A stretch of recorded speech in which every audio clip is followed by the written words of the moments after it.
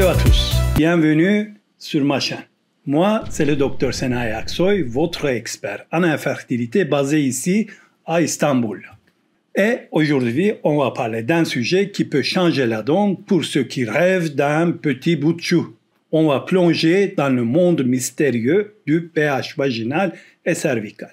Oui, l'acidité et l'alcalinité de votre corps, mesdames.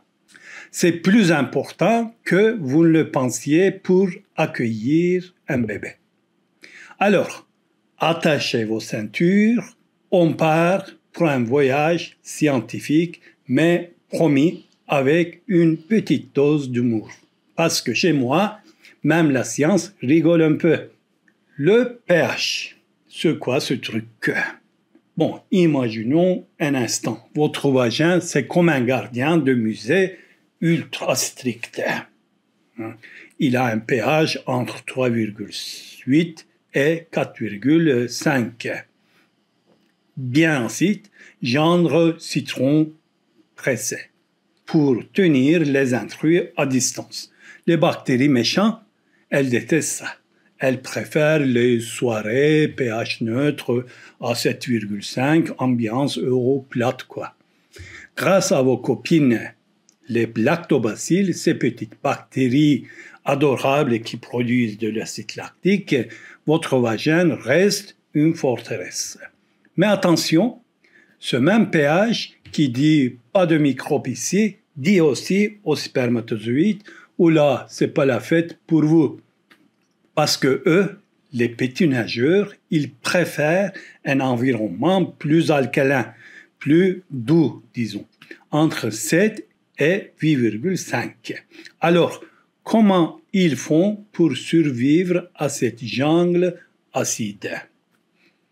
On y vient, patience. Et puis, il y a le col de l'utérus, le VIP club du système reproducteur. Là, le pH grimpe à 6,5, 7,5, voire plus pendant vos jours fertiles. Pourquoi? Parce que c'est la zone de transit pour le spermatozoïde et ils ont besoin d'un accueil 5 étoiles pour aller rencontrer l'ovule. Donc, en gros, le vagin est acide comme une critique de cinéma et le col devient alcalin comme un animateur de télé un peu trop enthousiaste. Alors, résumons. Le vagin est acide pour protéger des infections. Super. 10 sur 10 pour l'idée, la nature. Mais pour les spermatozoïdes, c'est comme plonger dans un verre de vinaigre. Attends, on est censé nager. Oula, c'est quoi ce délire? Heureusement, il y a deux héros dans cette histoire. Le sperme et le mucus cervical. Le sperme arrive avec son pH alcalin entre 7,1 et 8 et joue les tampons pour calmer l'acidité. Et le mucus cervical, pendant l'ovulation, il devient clair, extensible, genre blanc d'œuf cru. Mesdames, vous savez de quoi je parle. Et il neutralise l'acidité pour dire aux spermatozoïdes, allez les gars, c'est par ici la piscine olympique. Le couloir est libre. Ce mucus, c'est un peu le GPS des spermatozoïdes. Il leur fait des petits canaux, leur donne des sucres pour l'énergie. Un vrai buffet à volonté sur l'autoroute. Et les guide jusqu'à l'utérus. Sans lui, les pauvres seraient perdus comme des touristes sans carte dans le grand bazar d'Istanbul. Et là, vous vous dites, mais Aksoy, pourquoi ça change tout le temps ce pH? C'est pas stable ce truc? Parce que vos hormones, mesdames, c'est un orchestre symphonique. Pendant la phase folliculaire, avant l'ovulation, l'œstrogène monte. Et le vagin devient un peu plus accueillant, disons, mais toujours protecteur. Puis, boum, l'ovulation arrive, l'hormone LH fait son show, pic d'œstrogène et le pH du col grimpe. Le mucus devient parfait. C'est le tapis rouge pour les spermatozoïdes. Après ça, dans la phase lutéale, après l'ovulation, la progestérone prend le relais, le mucus s'épaissit, devient opaque et le pH redescend dans l'acidité. C'est comme une boîte de nuit entre VIP pendant l'ovulation, l'ambiance de folie, puis fermeture des portes, tout le monde dehors. Ce timing, ce changement de mucus, c'est votre fenêtre fertile. Observez ce mucus. S'il ressemble à du blanc d'œuf, c'est le moment de dire à votre partenaire, chérie, on a un rendez-vous avec la destinée et c'est maintenant. Mais attention, il y a des troubles faits qui peuvent venir gâcher l'ambiance pH parfait. Les infections comme la vaginose bactérienne. Là, le pH grimpe au-dessus de 4,5. Adieu les gentils lactobacilles. Bonjour les embrouilles. L'équilibre est rompu. Les mycoses, candidose.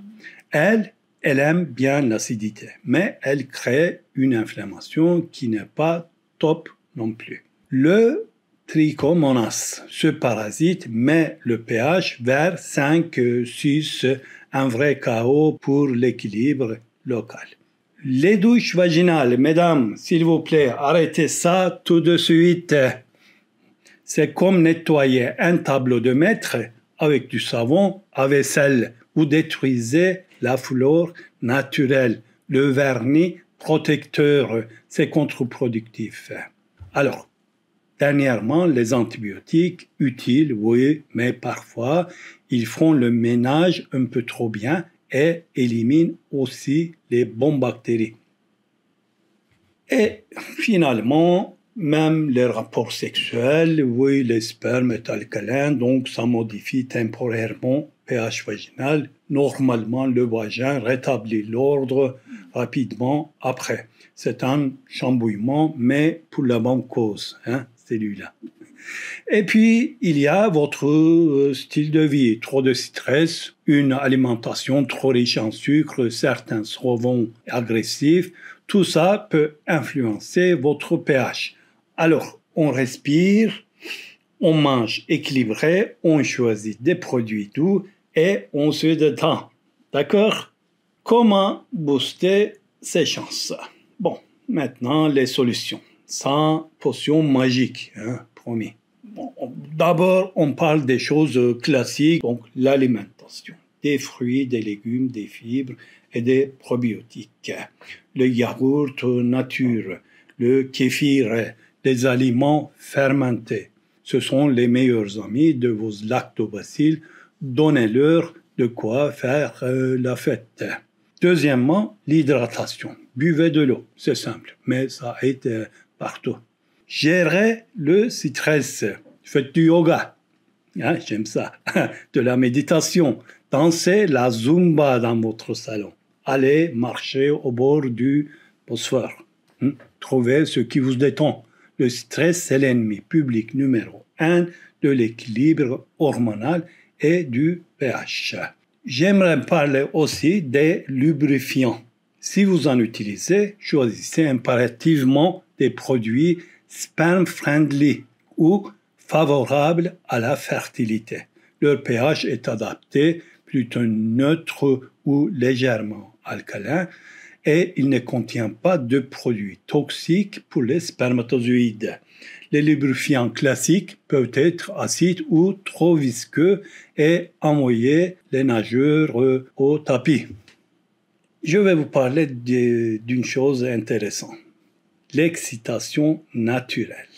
Eh oui, quand vous êtes excité, votre corps produit naturellement des fluides, la cyprine, qui sont moins acides que le pH vaginal au repos. Donc, les préliminaires prennent son temps. C'est bon pour les morales et pour la fertilité aussi. Je répète, oubliez les douches vaginales ou les remèdes de grand-mère type bicarbonate de soude à tout va.